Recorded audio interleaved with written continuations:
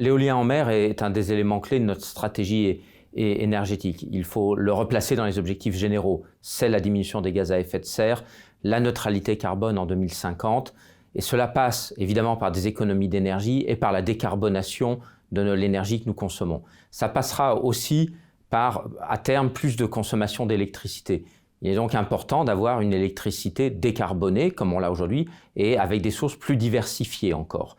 Et donc nous avons un objectif de décarbonation, mais aussi un objectif de développement des énergies renouvelables.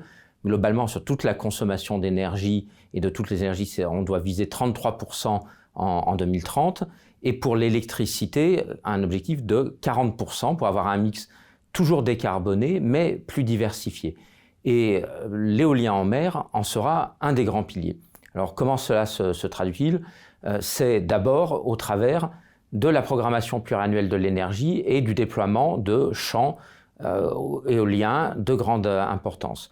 La PPE place l'éolien sur une trajectoire pour les 10 ans qui viennent et il s'agit maintenant de la réaliser, à la fois pour mettre en œuvre les projets déjà alloués et lancer les appels d'offres, puis la réalisation des nouveaux projets. Nous avons, vous le savez, 7 parcs représentant 3,6 gigawatts déjà alloués, 5 dans la Manche, 2 dans l'Atlantique. Les travaux ont déjà commencé sur certains. L'objectif est maintenant vraiment de livrer ces parcs dans les délais et de faire monter en puissance derrière toute la filière de l'installation à la maintenance. Et puis pour le futur, la programmation pluriannuelle de l'énergie prévoit le lancement régulier chaque année de un ou plusieurs appels d'offres pour réaliser de nouveaux parcs, ce qui donne de la lisibilité à l'ensemble des acteurs. L'objectif, c'est maintenant aussi de lancer de nouveaux appels d'offres pour préfigurer et faire démarrer les prochains chantiers.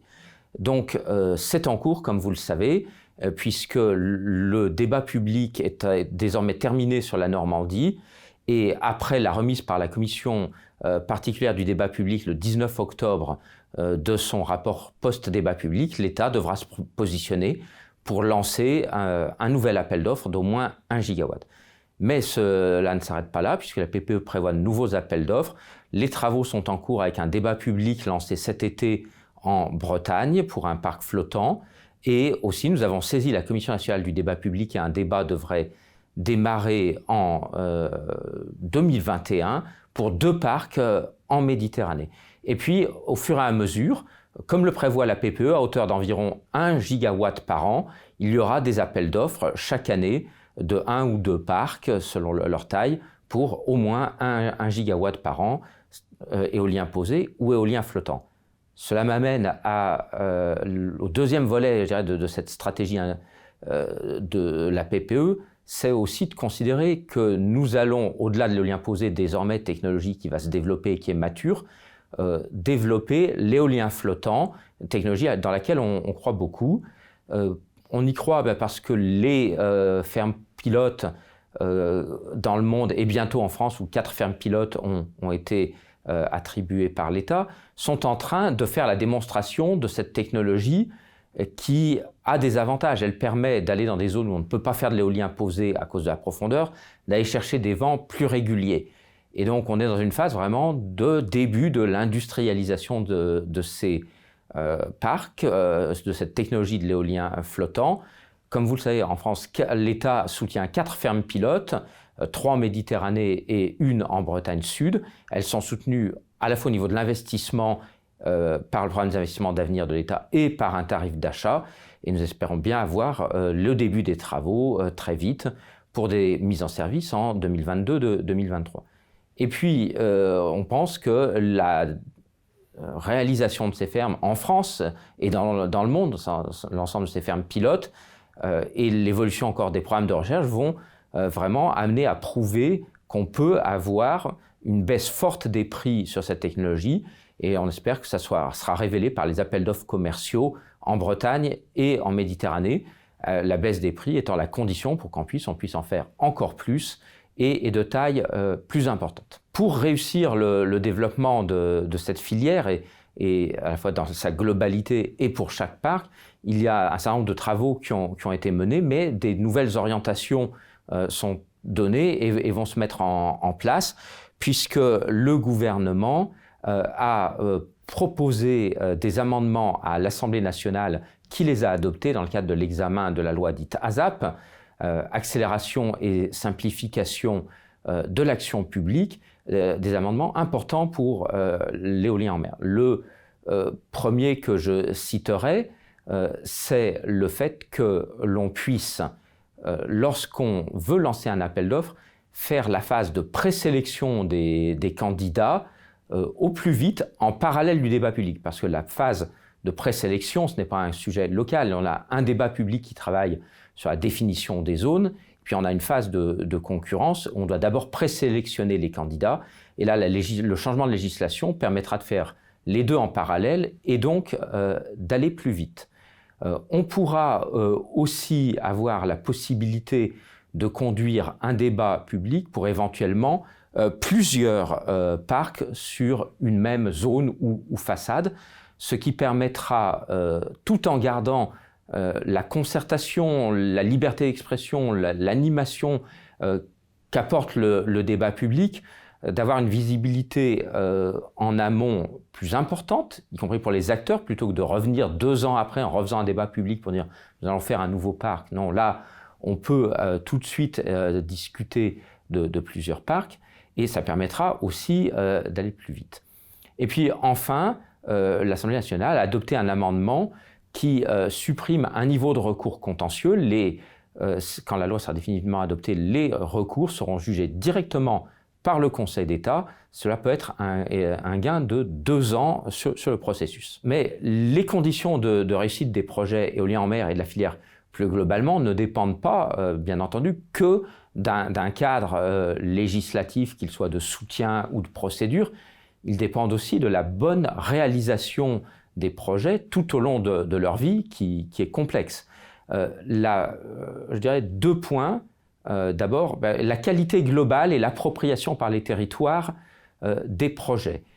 Il s'agit d'y travailler sur tout le processus. D'abord en amont, et c'est l'objet des études que mène l'État, des débats publics et des études ensuite approfondies qui sont menées avant de lancer l'appel d'offres, c'est de trouver des zones qui prennent en compte la planification de l'espace maritime et l'ensemble des usages et aussi des enjeux divers, usages maritimes comme le trafic maritime, la pêche, la plaisance, mais là aussi peuvent être des enjeux paysagers ou des enjeux en particulier biodiversité par rapport à la faune qui existe.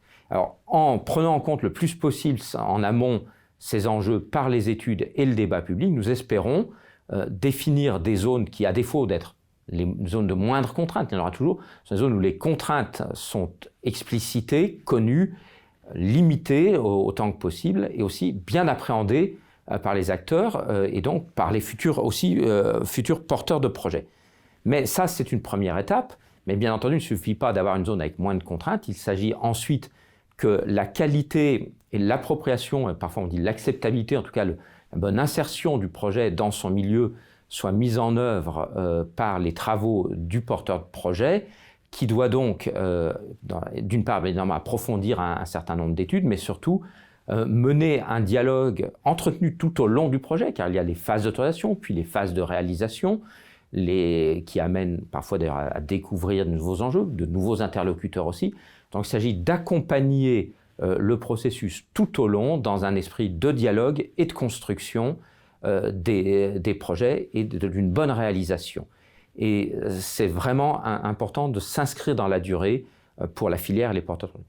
Et le deuxième enjeu, évidemment, qui contribuera au succès de la filière à la fois localement et nationalement, c'est les retombées économiques locales et globales au niveau du territoire national sur la création de chaînes de valeur qui parfois seront sur des éléments très sophistiqués, qui peuvent être des turbines, des mâts, des pales, et on commence à avoir l'émergence, et c'est très intéressant, d'usines qui vont travailler pour les champs français, mais aussi pour l'export.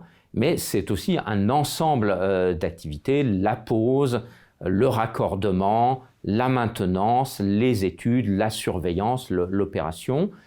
Et je pense qu'au-delà des éléments très spécifiques, c'est aussi globalement l'émergence d'un ensemble, d'une chaîne de valeur qui peut être industrielle, qui peut être de services, maritime, base maintenance à terre, et qui n'est pas que les grands fournisseurs, qui est l'ensemble d'un tissu local. Donc c'est une vision économique de filière à la fois nationale, par grande région et locale, sur laquelle il nous faut travailler. Les porteurs de projets, ils sont en général sensibles. Le milieu local est non seulement sensible, mais actif. Souvent, les conseils régionaux qui investissent beaucoup dans l'accompagnement des entreprises, parfois dans le développement des ports, sont actifs, et l'État et les autres collectivités le sont tout autant, pour faire émerger les bonnes conditions de réalisation des projets.